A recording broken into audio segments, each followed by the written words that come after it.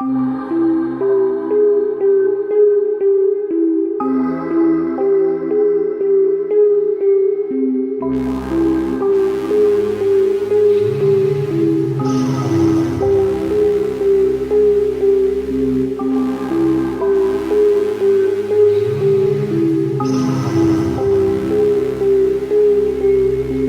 and welcome to Journey Through Sci-Fi. My name is Matt. And my name is James. And this week in our space series, we're going to be looking at two films that explore an existential crisis in space. We're getting really freaked out up in the stars.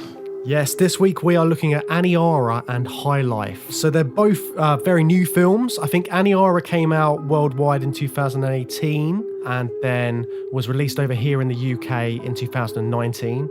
And then High Life came out in 2018 as well. And again, released in 2019 in the UK. This is me checking on IMDb whilst we're on our Zoom call, just to double check the facts. But yeah, so they're very recent, two films which I hadn't watched before. What did you think about these, Matt? Couple of strange movies, James. I hadn't seen either of them before either. And more than that, I didn't know anything about them. You found both of these and set this episode up and did the research on it. Not only did I not know anything about them before, I went into the films knowing no more than the one sentence description on the front page of Amazon when you stream these movies. And I even, we'll talk about it later, but I even forgot what that said for High Life and just went along with the weirdness of it all. What did you think of them? Yeah, I had the same experience really. I'd seen bits and pieces. I'd been recommended them by friends. So yeah, I was very excited to watch both of them. They'd received quite a lot of good critical acclaim, quite a few good reviews and stuff from what I've heard here and there on the internet and whatnot. But yeah, I'm looking forward to this one. Shall we get into it? Yeah, let's start off with Aniara.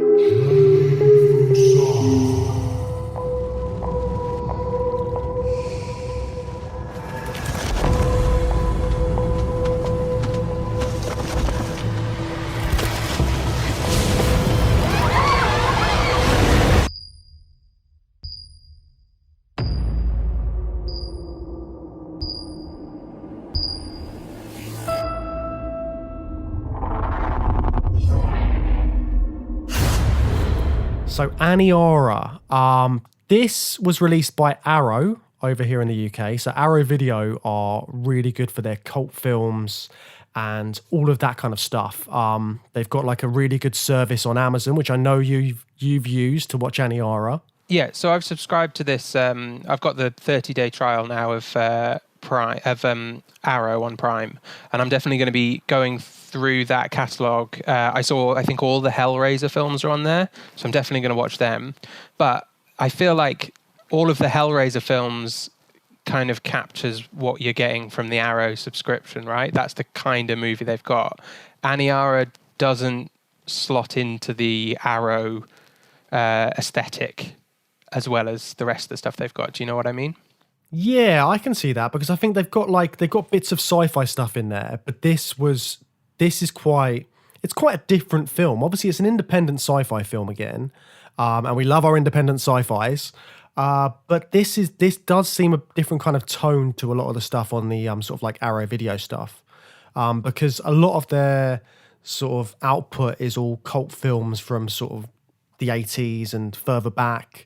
But yeah, like I love the Arrow stuff. I spent a good couple of months on the subscription just watching film after film, especially with lockdown happening. I got through about like 20 films in a week or something ridiculous, just absolutely annihilating their back catalogue. But yeah, you're right. Aniara seems a little bit sort of left field for them. What were your feelings about the film just overall? It left me very unsettled and just confused, I guess. But I didn't feel like emotionally wiped out by it. I felt it was weirdly not as bleak as I think some people have seen it and read it as.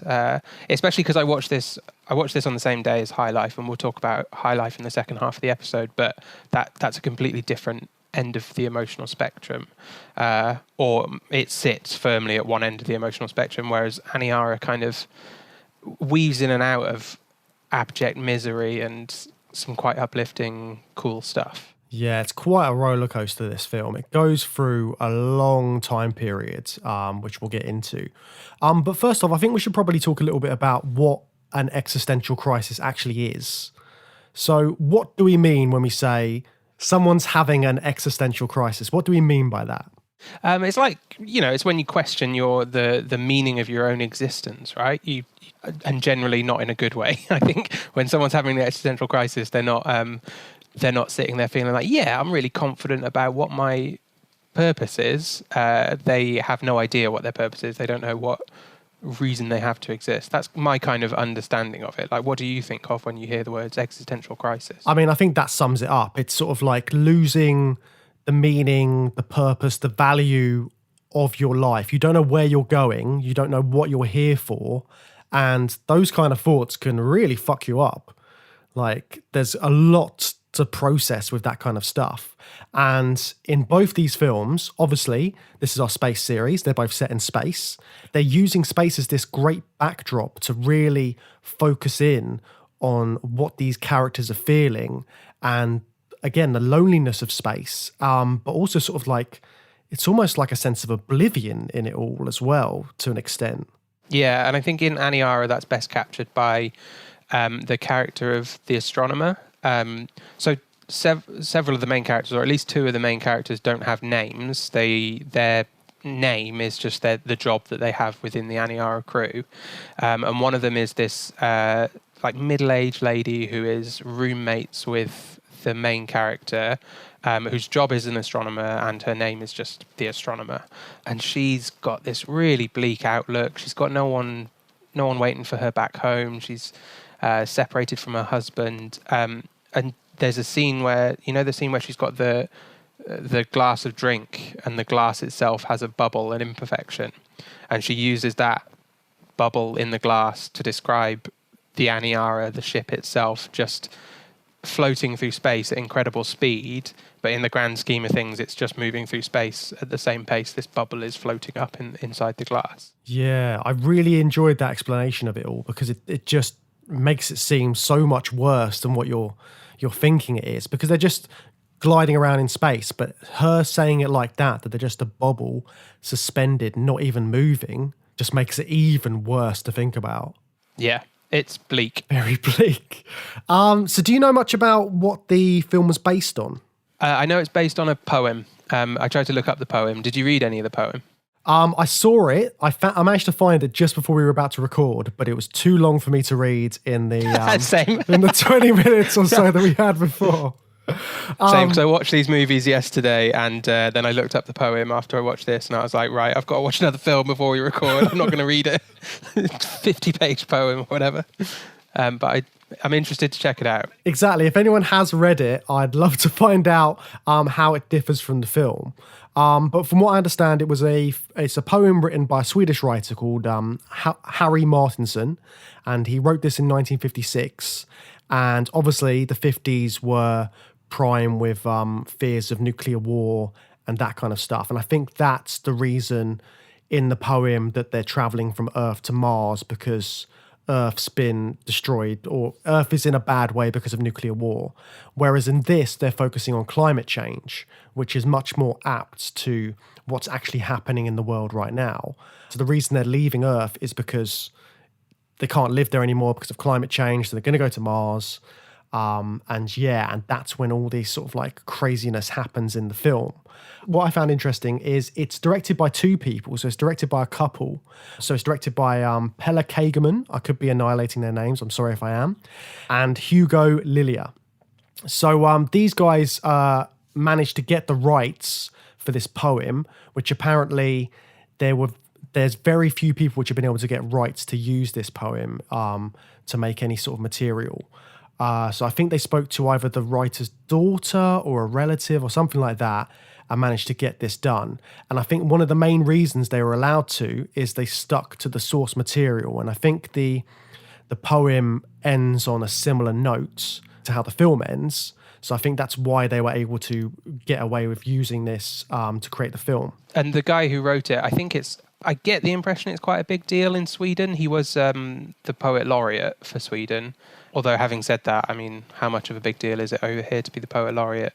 In the poetry world, that's a big deal, but maybe in 1956 that was, had more cultural weight. But I think it is quite a, well-known bit of literature in Sweden. So one of the other interesting things I found, so basically what I did after, because I have the Arrow Blu-ray of this, so there's a little extras feature on it where they interview the directors, and they were talking about how they made the film, and they sort of coined this phrase called no set sci-fi, because the entire film's shot on location, which I found really interesting. So they haven't got like a stage or anything like that they're shooting on.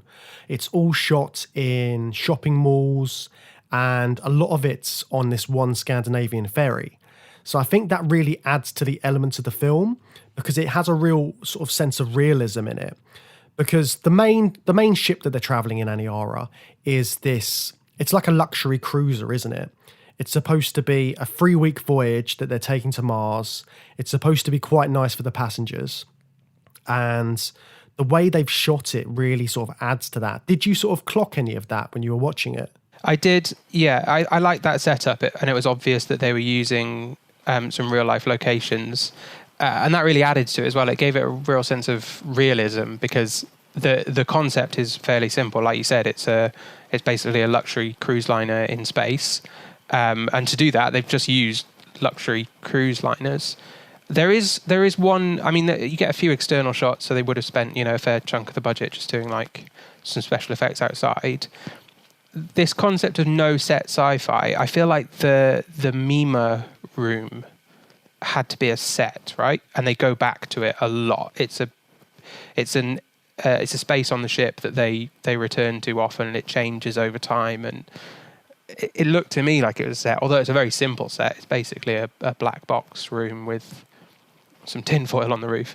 But that seemed like it must have been a set, right? Maybe, or it could just be any sort of large lecture room that they've shot in and then added the stuff in afterwards in post. But yeah, I mean, that's the like you said, that the Mima room is the one bit which makes it seem less like a real space, because that's so what did you think of the Mima room as well, the whole concept of it? Because I think it's quite important to the film. It is important, but I like the way they kind of steer away from it.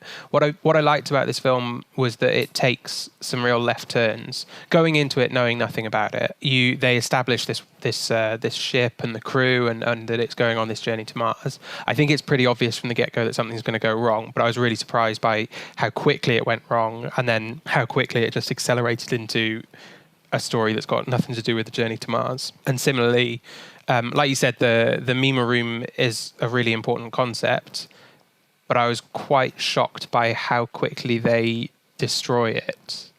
So then it's just like a bit of a ghost that's haunting the rest of the film. I thought that we were going to do a lot more with the Mima, and I was expecting it to go wrong in some way. But again, just not expecting it to just completely break down.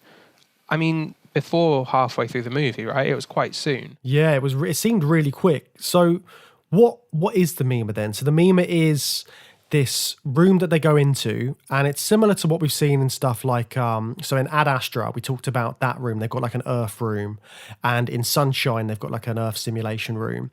It creates like a Earth simulation for the people viewing it. It's this big thing on the ceiling, which does like different visualizations. People look at it, and then they go to the place that they want to go to in their heads. So when the Mima Robin goes there, she uses it and she goes to like a forest on Earth, and she's going around barefoot and she's back to nature and that kind of thing. Then they've got these weird cushions that they put their heads into when they're experiencing the visions. So it made it look like they were worshipping at the Mima as well, which I thought was quite interesting. Yeah, so I think the practicality of that is that so the Mima room and the Mima device take the concept of the Earth room that we've seen before, takes that concept to the next stage, which is it's not just showing you images of Earth on screens, it's kind of reaching into your own mind and your own memories and then recreating it inside your mind. And I think the practicality of that is it's better to be face down, I think, was the explanation in the film, because you're basically going to be knocked out by these visions. So they just give you this like round cushion. I thought the round cushion at first was like a thing that you literally looked into, and they just used like some cheap foam as a prop.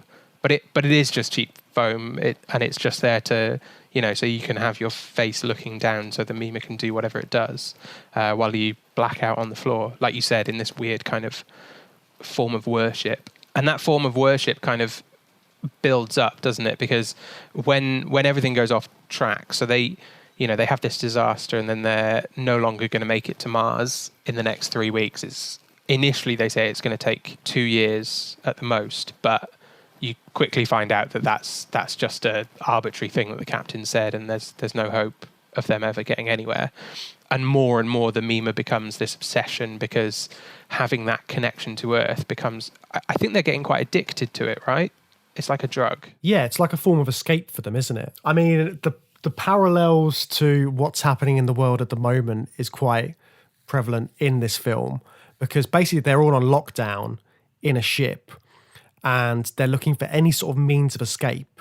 And I mean, I know people which are just sort of like, they're playing lots of computer games, or they're sort of reading more, or they're like, they're doing more things with their time to try and not think about what's going on. And that's kind of what's happening in this, because they're in this terrible, terrible situation. So they're looking for any sort of escapism. And then the Mima machine is the one thing that provides that ultimate escape for them. And they completely forget where they are. They think they're back on Earth. They think everything's fine for like however long it lasts for.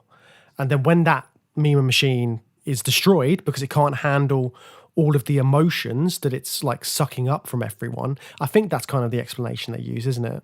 It dies of grief. Yeah, dies of grief because what's happening is so sad. But again, that death by grief thing, it's certainly it's a valid interpretation of what happens to it. And it does spout all this weird stuff, this weird sort of metaphorical, poetic language right before it explodes.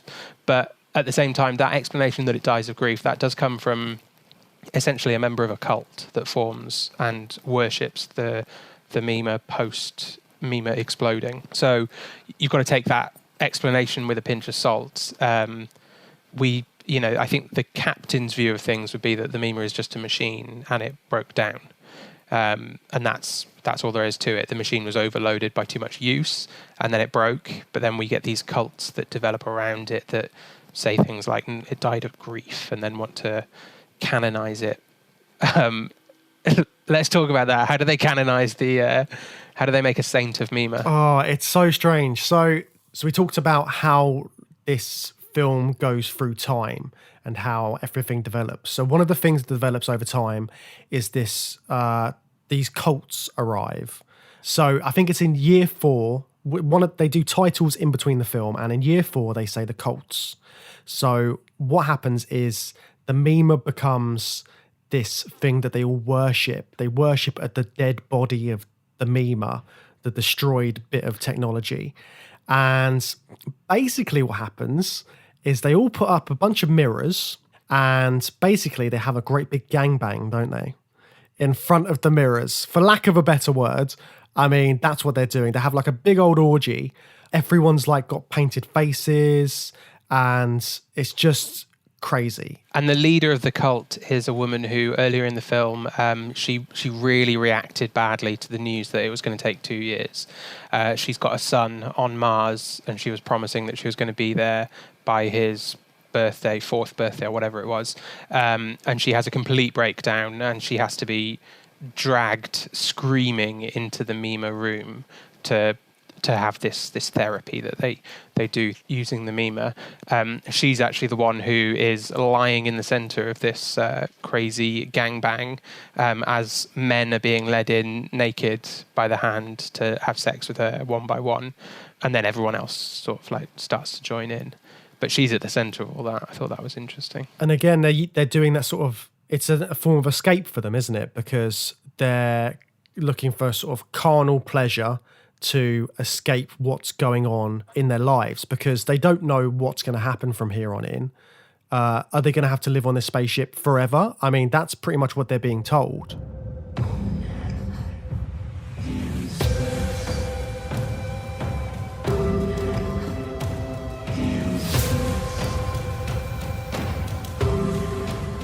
Yeah, and the other stuff with the cult, like the bits when they're going down the corridors, I thought the corridors were really interesting because obviously it's shot on a ferry. And have you stayed at like a Premier Inn or a Holiday Inn in the past? It just made me think of those. It's like a proper, because this is supposed to be a like a cruise liner, and they're just stuck in basically a floating Premier Inn with a few more attractions here and there. And then there's this whole cult scene where they're going down the corridors and like yelling stuff. And they're like, there's a couple of people crawling on the floor. It really adds to the sort of weirdness of it all because the passengers continue to spiral into this kind of madness, and it all goes a bit crazy from here on in. So they have like a massive dip in the storyline where everyone sort of loses their shit. You see the hallways and there's like looks like homeless people, and they've got this weird hierarchy system where the Mima Robin and Isabel are put down to the lower floors, and then you have to earn your way up to the better sort of like rooms. So they do this whole thing, and yeah, it's just a weird sort of downward spiral they go on, and then they go up for a bit when they have the news about the potential fuel source that they find. Oh yeah, that was a very strange little subplot, wasn't it? There's a probe that they detect, and it's a massive relief for everyone. Everyone's delighted because they assume it's a rescue probe. They've got to wait 14 months in the first instance just for the rescue probe to catch up with them. And then I think it took well over a year. If you're looking at those titles, it took well over a year just to sort of figure out what the probe was once they got it on board. And then we don't really hear about it again, do we? We have to assume the probe wasn't a fuel probe and it wasn't something they could turn into fuel. But that just adds another layer of just weirdness and mystery, because then it's like, well, what was it? It's this giant spear floating through space that wasn't sent by Earth for them. So what the hell is it? It's like the monolith from 2001. It has, you don't understand its meaning or why it's there. It's just creepy, and everyone's losing their minds at the same time. Yeah, because they say something like they can't figure out the technology of it, and it could be that Earth's technology is more advanced now, so that's why they can't figure out how to get any sort of fuel source from it. But it's got some sort of nuclear material in or something they're guessing at, I think. Or they think that they can make the material that it's made out of. They can use it to fuel a nuclear reactor. But they say that, but that doesn't come back. That doesn't pop. Someone speculates on that, and then it's never mentioned again. And I think the next thing we know, it goes to 4 years after that. So that's year 6, the spear, and it doesn't work. In fact, it's the captain ends up killing the astronomer over it, because the astronomer's just like, she's drunk and she's causing chaos, wants to tell everyone that it's all nonsense and bullshit, and she gets killed for her troubles because the captain's desperate to like maintain this sense of order, which includes just lying to the public about the possibility of rescue. Yeah, because like the possibility of a rescue makes the rest of the passengers suddenly become more like a normal civilization again. There's sort of, they are suddenly all dressed better, and they're doing their jobs because they've got something to motivate them. And the captain even directly says, I should have said this years ago, because look at the impact it's had on all the passengers. Because you've gone from this crazy moment when there's weird cults and people have no hope, and then they have this hope arrive, and suddenly they're back to normal for a bit. But then they find out it's not going to work, and it goes sort of back downhill again. So it's this sort of, like, it is a roller coaster ride, isn't it? Because one moment they think it's all good, and then it's not. And then it could be good, and then it's not. And it's just, there's so much going on for these characters. No wonder they're all having these sort of existential crisis. Like, no one knows what they're supposed to do in this situation. And they've completely lost their sense of purpose. That's the problem, isn't it? And that's what the captain is desperate to claw back, because when everyone on this ship has a collective sense of purpose, which was originally going to Mars in 2 weeks' time, you need that sense of purpose. Otherwise, you just fall apart into chaos. And I wondered if, like, what they were doing in the film was saying that that's Is that true of everybody? Is that an essential truth of humans? Or is it an issue that is exclusive to the setting of being in space? Is there something about being on Earth and having that natural surrounding that they're craving and they're getting from the Mima room and then they're lacking after Mima dies? Is that what's holding them together in lieu of having purpose and meaning in their lives?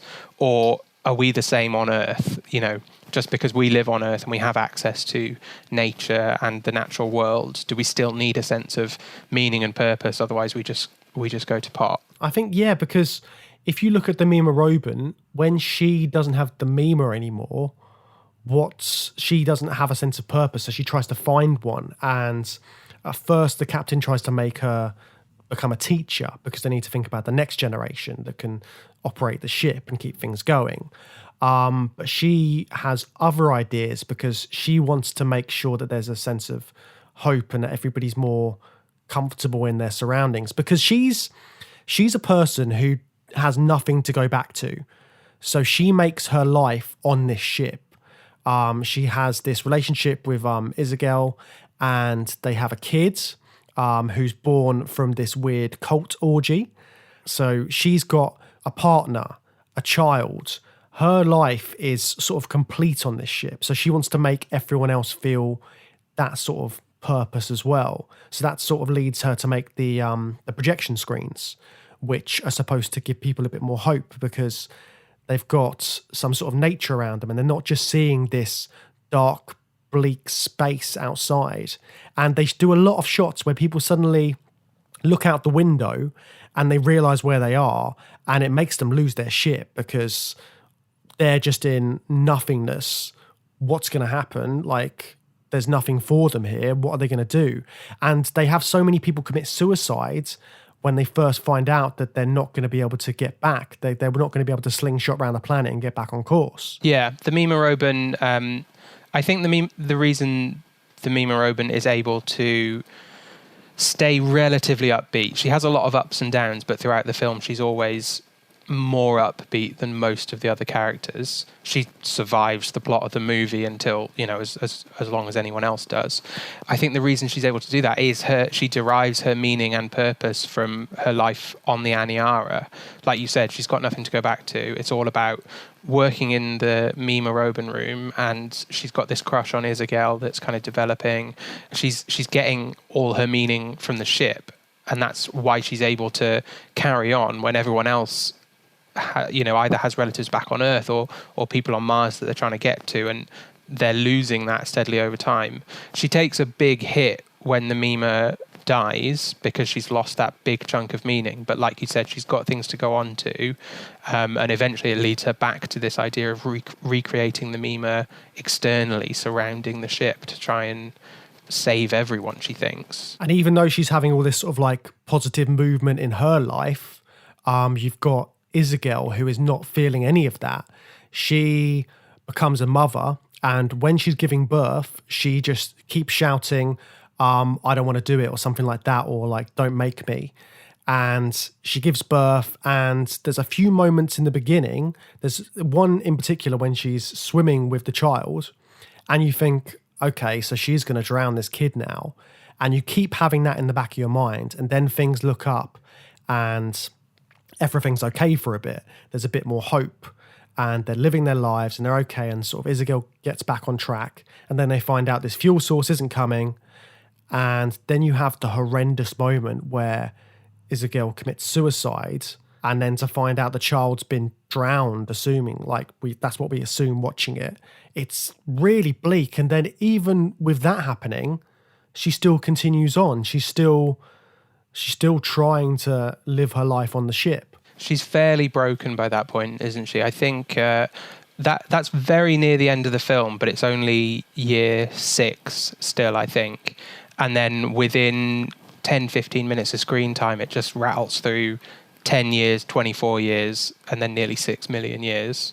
And she's obviously not there in the 6 million year scene, but she's still sort of, like you said, just getting on with things, but she seems completely broken.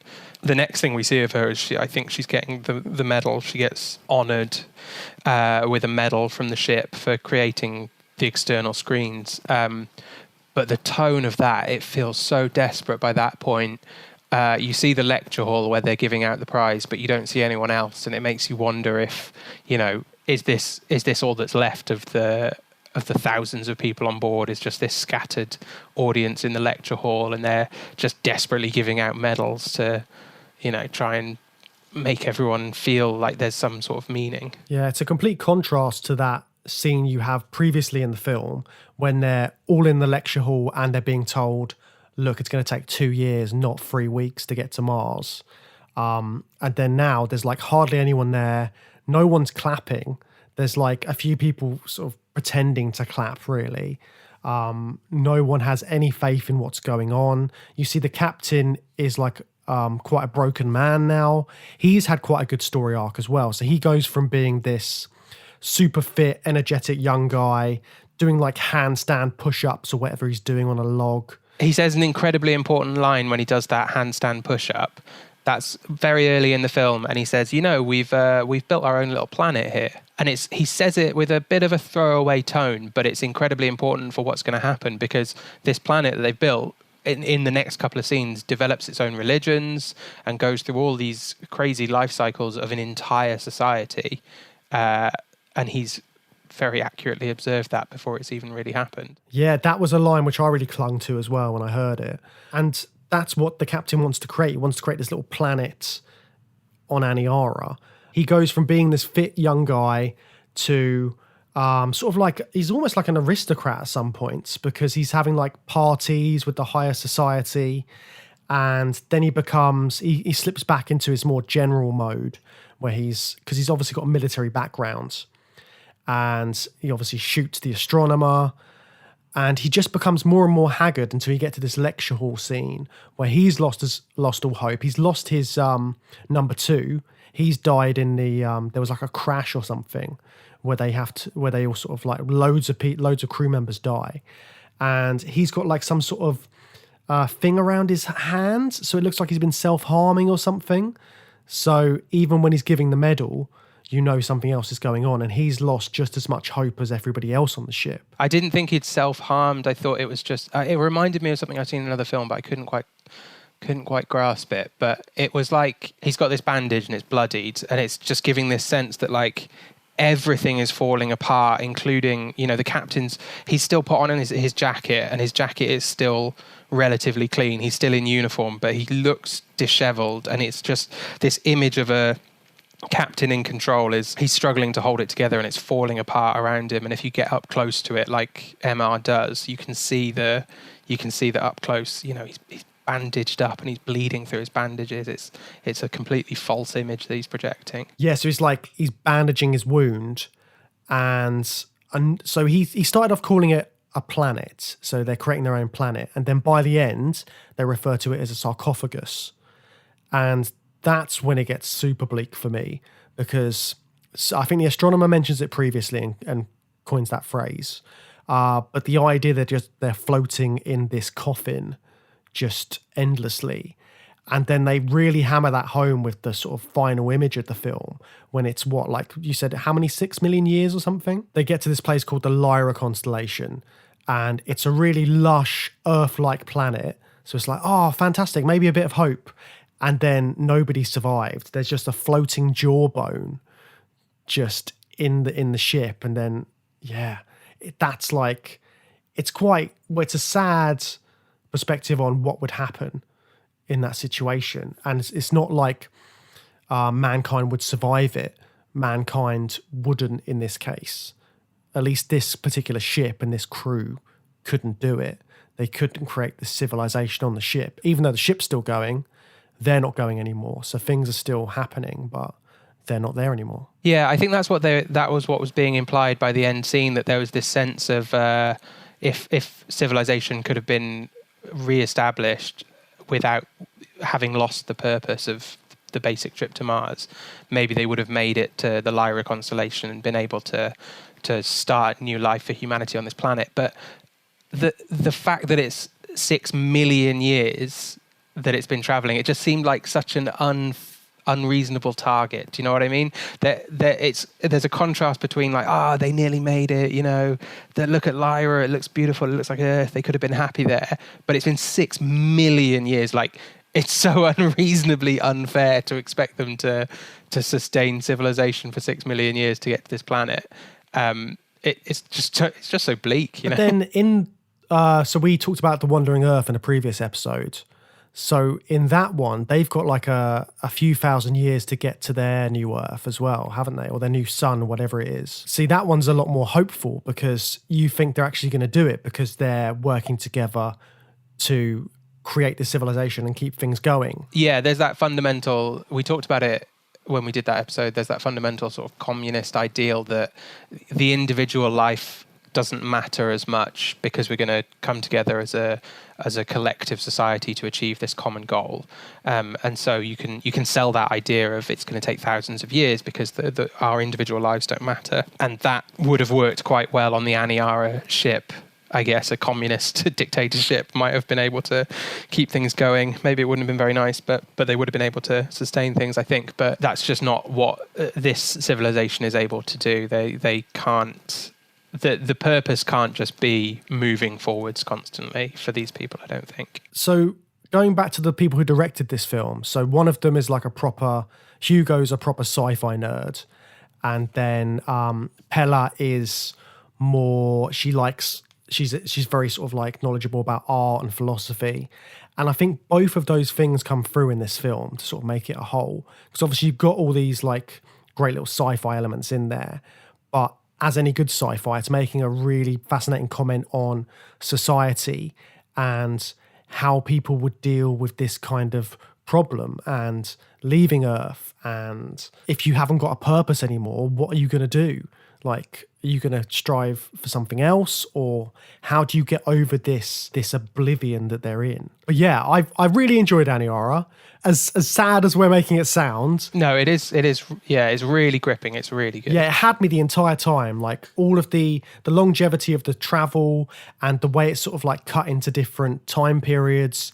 It was really, really well done. So I loved it. Do you know what it reminded me of, or made me think of, was if Ben Wheatley made a film remake of Battlestar Galactica.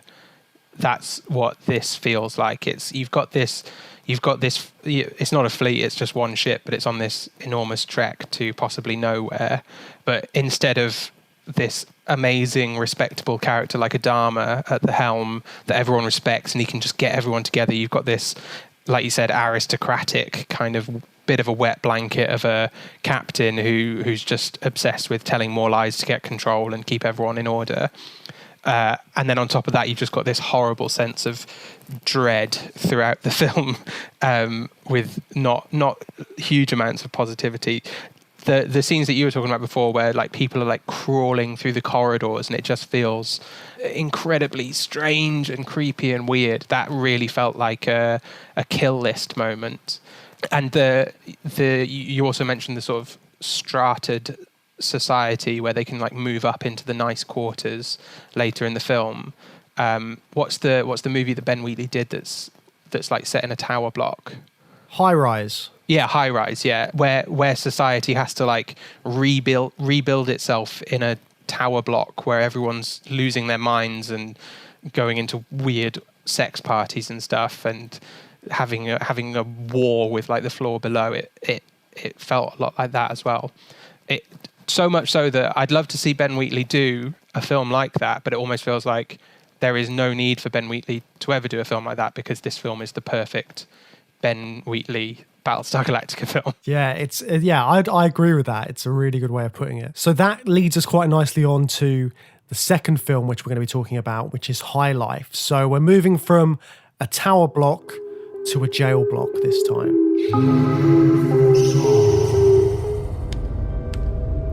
Dada? She's mine. Dada. I'm hers. So High Life is, was it 2018 as well? I think that was worldwide release. It was 2019 over here in the UK. We get things a little bit later. You got to wait. And it's directed by Claire Denis. What do you know about Claire Denis? I don't think I've seen any of her films. No, I didn't recognise any of her films when I was looking at IMDb. No, me neither. She's a bit of a darling of the art cinema world, isn't she? Yeah, I'd be interested to watch more of her stuff, having watched High Life. I don't know if I'd want to watch any more of her stuff, having seen High Life. Okay, interesting. So, how much did you know about this film? Because you talked about you read like the bit of synopsis on Prime. Yeah, I do remember that when it came out, either you or Mike Munzer recommended it to me, and the description was something like, "It's just a load of sex in space," and I was like, "Oh, sounds great. That'll be fun." It's not fun in the least bit. And yeah, the one-liner that's on the Amazon description is something about a crew that are on a mission to a black hole, which was all I knew. But then I immediately forgot that, and I was just trying to work out what the hell this mission was. Because about halfway through the film, I thought the entire mission was just weird impregnation experiments in space, which it turns out is broadly ancillary to the mission they're actually on. I mean, it is a majority of the film, though, these weird sex experiments. And actually thinking about it, we'll go into the sexual elements of this film because there's quite a few in there. But first off, so when you were going into the film, when you were going into the intro, what did you think was going on? Because it's all quite... You unravel the mystery of what Robert Pattinson's character Monty is doing on this spaceship, don't you, as it goes on? Yeah, it's told out of order. And it starts with quite a long chunk of him as an astronaut maintaining this ship or space station that he's on, and also trying to raise a baby. And it was quite sweet. It felt quite sweet at first because it's like a single dad, just struggling to make it, and he's also stuck in space. And I was like, okay, this is interesting. I can see this being quite an interesting film, a bit like Silent Running or something like that. But very quickly, the screaming of the baby, it's so loud, and it's in Monty's headset, so it's loud for us, the audience, because it's extremely loud and distracting for him as he tries to do this like difficult repair on the outside of the ship. And you're kind of forced to realize that like this isn't going to be a cute story about a man in space trying to be a single dad and raise his daughter. I mean, that is the story, but it's not cute. It's grindingly miserable throughout. What did you know about it beforehand? Have you seen it before? I hadn't seen it before. I'd read something about he was in jail or something like that, or he was a criminal. So I kind of knew that. I kind of wish that I didn't know that when I was watching it though, because I would have liked to have just gone in and watched it without that and see it unravel. But it did go on a few twists and turns which I wasn't expecting. But this first intro scene where they've got, like you said, the sort of makeshift baby monitor, and he's fixing the ship, and you see stuff like there's a boot in the dirt, which you can't really explain. So you see that, and then this is all before the titles have come up. And he does some sort of like, it's like a Lost kind of thing where he has to put in the code to get the life support system working. I quite like that. So they go into more detail about that as the film goes on. But there's this moment where he's trying to save power on the ship. So he has to get rid of what looks like a cryogenic sleeping chamber or something. So he takes all these bodies out and he's putting them in spacesuits, which I thought was a bit strange. And the way that was done was really, I really, really enjoyed it because it's all silent and you can't hear anything. Obviously in space, you can't hear anything. And he's just sort of like chucking these bodies out into this, like, it looks like just a hole or a doorway. And it turns out it's just out into space. So he's taken all these bodies out. You think that they may be alive at this point. And then you see this amazing shot where they're floating in space and then High Life just comes up. And I thought that was a really good moment just as an intro to the film. And at that point you're like, so has he just killed a bunch of people? Why has he killed them? Why has he got a baby? What is going on? Why is he on the spaceship? What's happening? Yeah, it's an incredible shot of the 5 or 6 bodies in spacesuits just sort of dangling in space. And I think that I think at that point and throughout the intro of the film, space is completely black. There's no stars behind anyone. It's just this complete void, and it's very oppressive and grim, and sets that tone up for the rest of the movie. I think we do get a pretty legitimate explanation for why at that point in the film there would be no visible stars, don't we? Because they are in a state of constant acceleration, and during one of the flashback sequences, so the rest of the film goes into flashbacks to tell the story. During one of those flashbacks, he explains that as they were like 99% of the speed of light, they got this effect that they all gathered to watch, where the stars kind of appeared to drift away from them and become like a 2D image above them, which I'm struggling to wrap my head around, but I assume it's to do with the fact that the light they're moving at such a rate in relative speed to the light that's approaching them that it creates this effect that you wouldn't actually see any stars anywhere but dead ahead of you. And because they're traveling at this speed, there's some sort of radiation involved, isn't there, which is affecting all of them. So we find out in the flashbacks that everybody on this ship was a criminal, basically. They'd done something to warrant them getting a death sentence in this sort of like this world of the future, whatever it is. Although it doesn't look like a world of the future. There's one moment in the flashback where someone's just on a train and it looks like now. Weirdly, that was the strangest part of the film for me. There's one flashback. There's lots of flashbacks to Earth, but they're all very personal flashbacks of Monty's character, and I think some of the other characters as well. But that one is not even really a flashback. I think it's supposed to be happening at roughly the same time. It's a professor on a train on his way to a conference. It's very expositionary. He just explains that he's upset that there's some prisoners on a ship, blasted off into space to do experiments. And I guess it's necessary. I don't think it is necessary, actually. I mean, Monty's explaining that they're prisoners. Monty's narrating the film. He could have covered that. I don't know if we needed a one scene set with other characters on Earth to explain a little portion of the plot. Yeah, it's strange, that moment. And then there's like other shots of what looks like Monty and is it Boise? It looks like them when they're younger living on this train, and they're sort of like homeless or something like that. And then it cuts to Monty in prison, and it goes through this whole thing about they're being recycled. And the recycling sort of theme in this film comes about quite a few times. So everything that they're eating and drinking is presumably their own bodily waste. So Monty says that at one point. And obviously they're growing all of their food out of some sort of human waste, maybe like in The Martian. So that's happening. But it's the idea that these prisoners are being recycled. They're not being sent for this death sentence.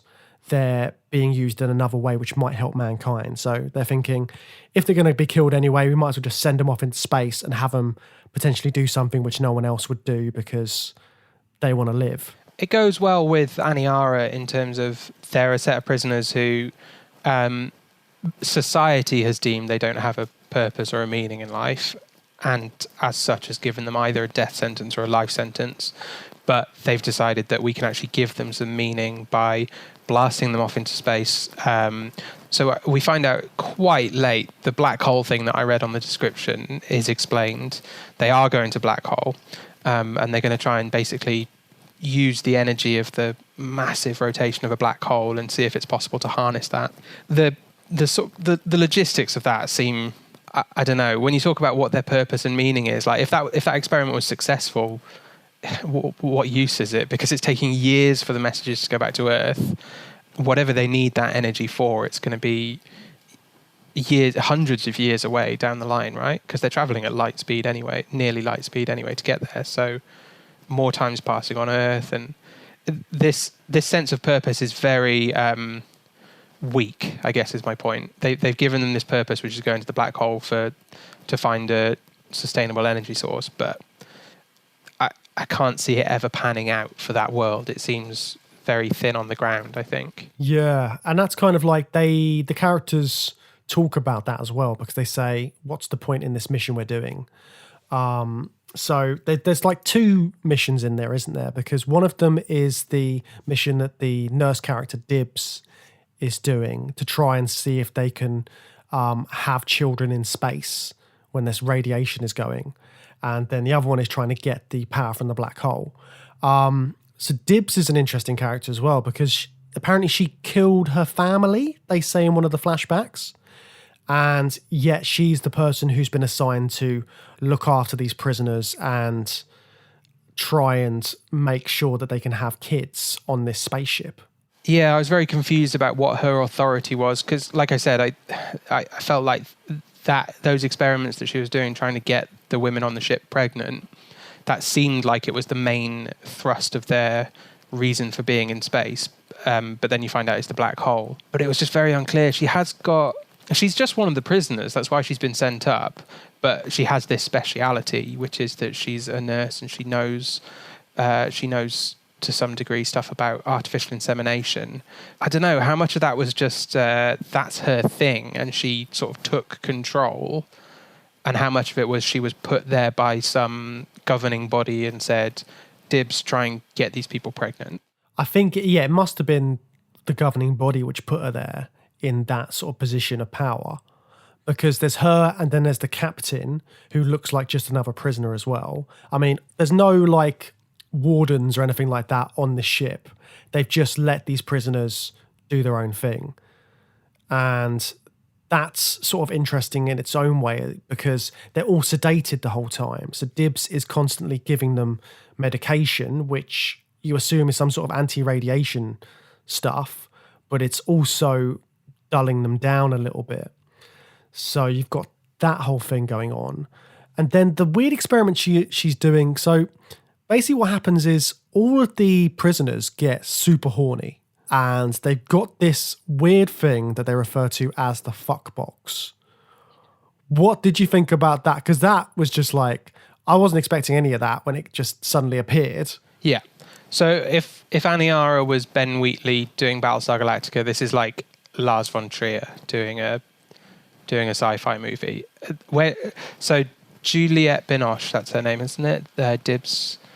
So Dibs goes into the fuck box round about the midway point, and it's very explicit and it's very stylized. And then she's just like riding this dildo, basically, but it's creepy and weird. The lighting makes it very gothic and just odd.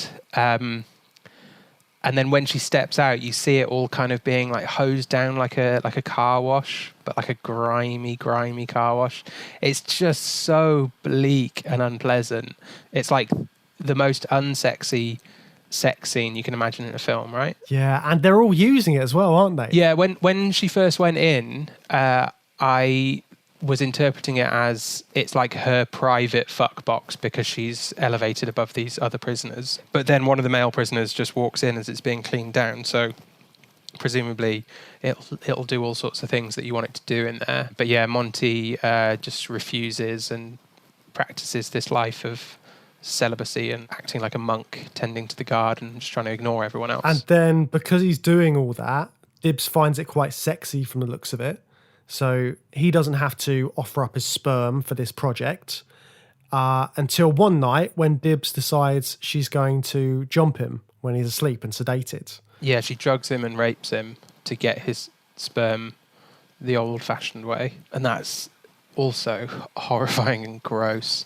And then it's his sperm that's actually successful in impregnating Boise. And before that, there was another rape scene as well, which is really graphic. And then one of the other prisoners, one of the female prisoners, just stabs him in the eye. Because you forget that they're all supposed to be convicts. You don't know exactly what they've done. I think a lot of them seem like they haven't done anything too bad. I mean, Andre 3000 from Outcast is in this. Is that who that was? That's who it is. Cherney. My God. I saw him, I was like, oh, there he is. Ice cold. He's older than he used to be, isn't he? I didn't recognise him at all. So he's in there and he seems like quite a likeable guy. It doesn't sound like he's done anything too bad. What do you think Monty did to get on there? Because I don't think they go into it too much, do they? They do mention it at some point. He killed someone over his dog. He killed his friend, I think. And it was to do with the dog that we keep seeing in the flashbacks.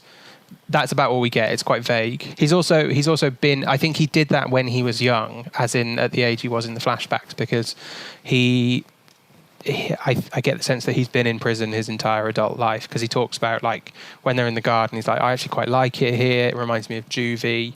So I think he's that kind of person who kind of went into the system quite young and has lived his entire life there. Which again is kind of like why he's like the Mima Robin, because his whole life has been kind of institutionalized.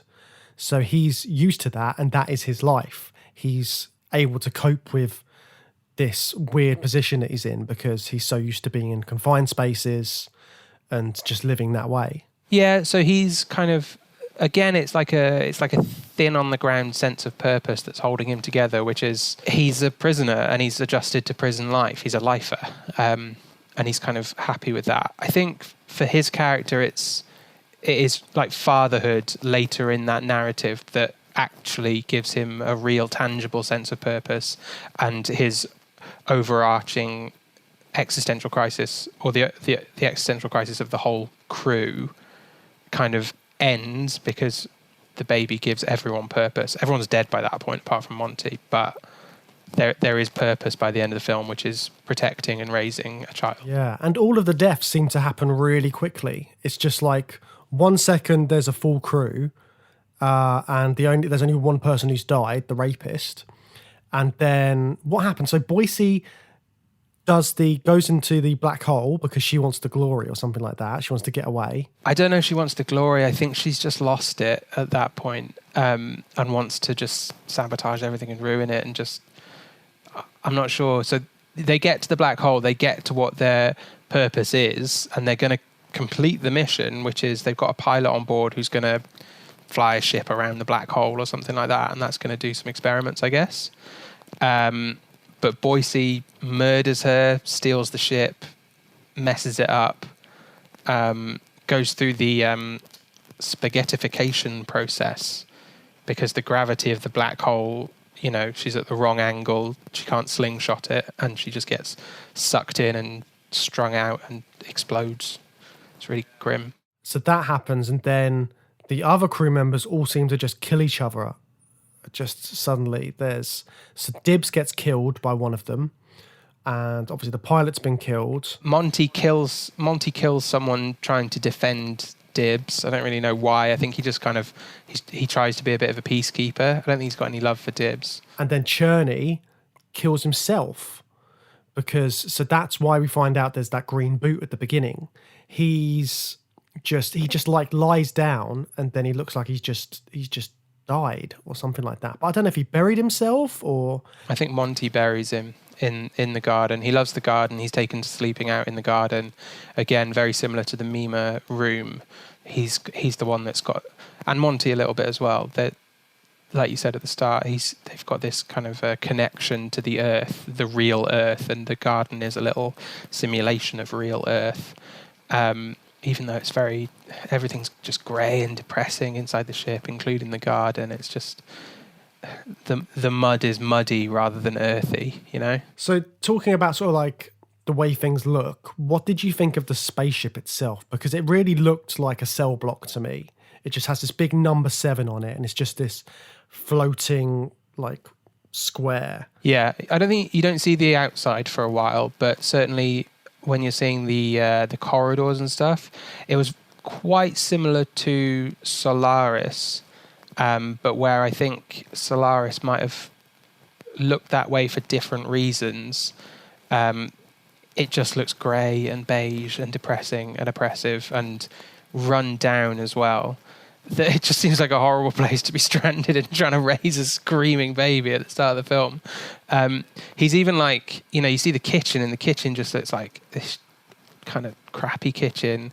He's got to use repurposed jugs, like everything's been cut and reshaped and repurposed. Again, recycling, the idea of that. He's recycled utensils and stuff, but it just looks like dirty and run down, and a horrible way to live, but just having this child is enough to give him purpose and ignore all of this like depressing reality around him for at least about 15 years and just plug away and keep on going, and for the sake of his daughter. Yeah, so he raises his daughter, and because at one point you're not sure if he's going to kill her or not, like in Aniara, because there's that moment where he says, oh, maybe I should have just drowned you like a kitten, it would be so easy. But he doesn't choose that path. He chooses to raise his daughter.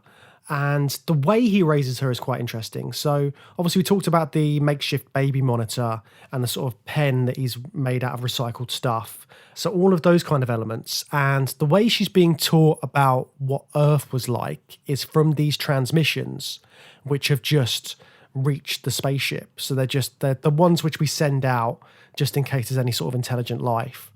So she's constantly watching these, like old pictures of like a baseball game or an American football game, and then Native Americans, and there's all these weird images she's getting, and she's learning from them. There's one moment where she says, Monty goes, "What are you doing?" And she says, "I'm praying." And he says, "What do you know about praying, and what do you know about this?"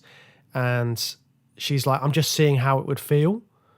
So she's learning all this stuff, but it's quite interesting how she's doing it. Yeah, she's like a context-free human that's just getting snippets of life on Earth and trying to emulate it. It inverts it from earlier in the film because Monty hates those broadcasts, doesn't he? He feels really tormented and tortured by being sent these images of a life he's never going to go back to. But his daughter obviously really clings on to it in a way that he didn't before. And I don't know if he could have shut it down, or, got rid of them, but obviously it's important to her development. She's, let's be honest, she's remarkably well adjusted by the time she's a teenager at the end of the movie. She speaks perfect English. All of her words are from him. She hasn't got any other source, whereas normal children, they learn bits from different people and they take what they can.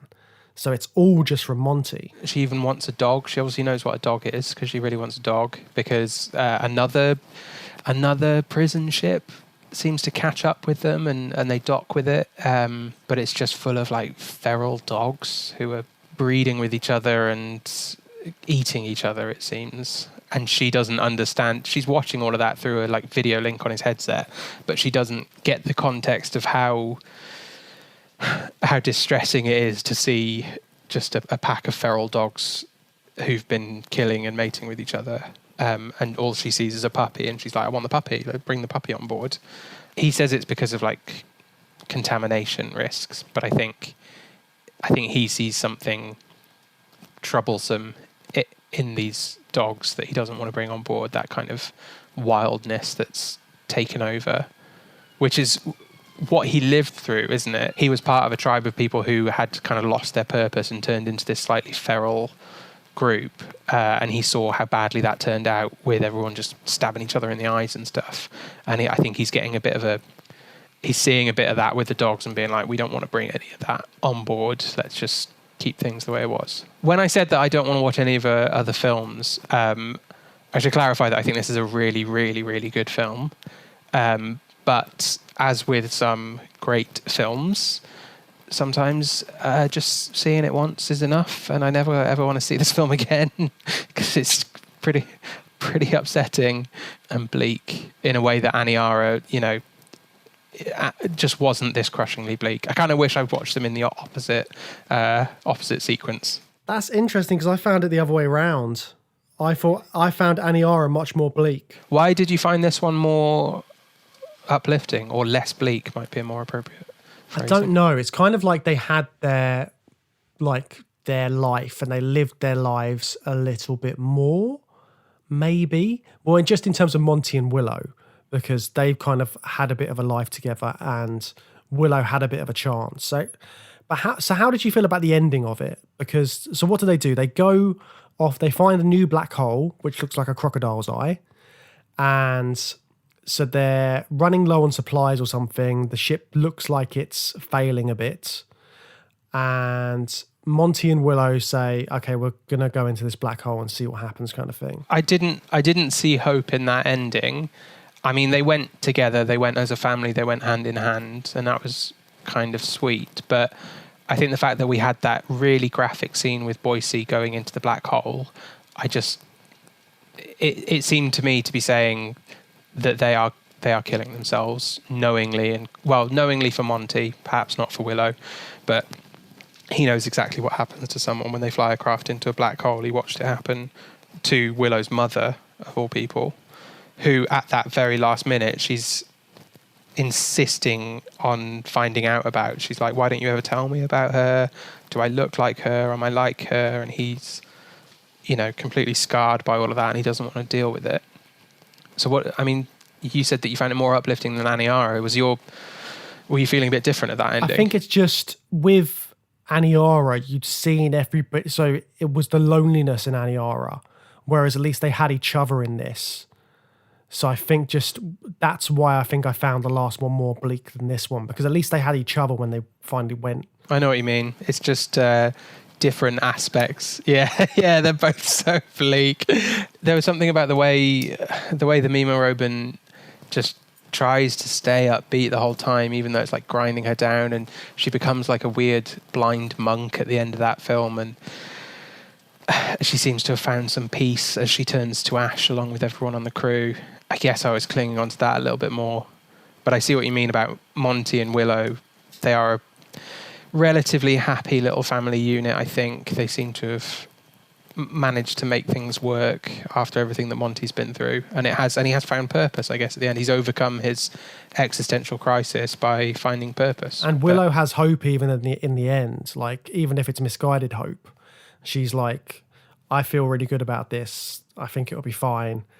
We think it probably won't be, but at least there was that element to it as well. But yeah, a couple of really bleak films this week, but both really enjoyable. I mean, for both of them, I was totally in there. I was totally involved in the characters. They both looked great, in my opinion. And yeah, I think it was like, it's interesting to see that these are the kind of space films that are being made now.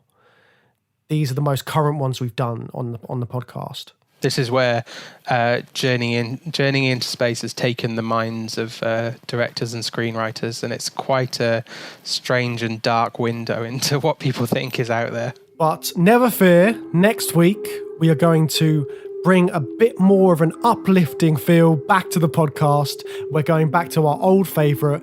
We're going back to Star Trek. Yeah, we're going to pick a few choice Star Trek gems that look into the aspects of space travel, as it is the very best there is out there. So I'm leaving this all down to you again, Matt. You are going to give me another Star Trek education. I'm looking forward to it. I enjoyed the last one when we did the AI series. So yeah, I'm looking forward to seeing what you come up with. Yep, it's going to be good. So join us next time when we talk about Star Trek. But in the meantime, if you want to get in touch with us, please do. You can email us at journeythroughsci-fi@gmail.com. You can find us on Twitter, Instagram, Facebook. It's @throughsci-fi or @throughsci-fi-pod, or just search for us. I'm sure you'll be able to find us. So drop us a line, drop us an email, or leave us a review. That would be great. We'll see you next time.